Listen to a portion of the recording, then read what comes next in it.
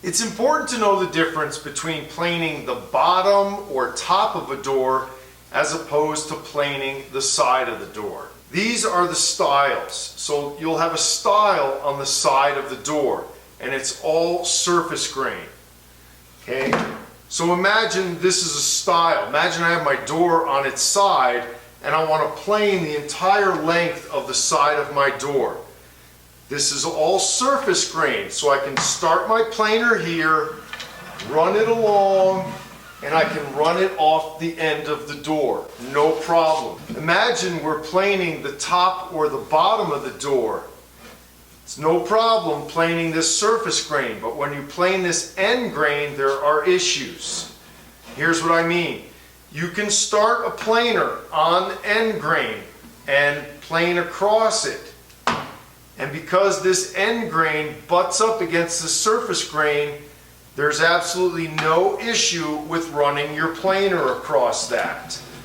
But now you get to the end of the door and you want to run your planer off the end there. As you're running your planer here, that blade is spinning like this.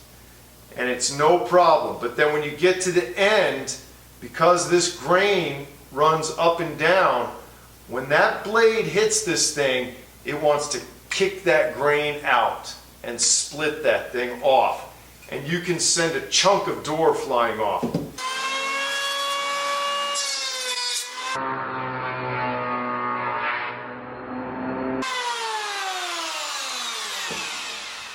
Just blew off a big chunk of that grain.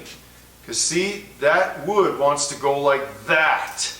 When you're planing the top or bottom of a door, draw your line. And you start planing at one end. Plane that line down. You turn the door around and keep planing.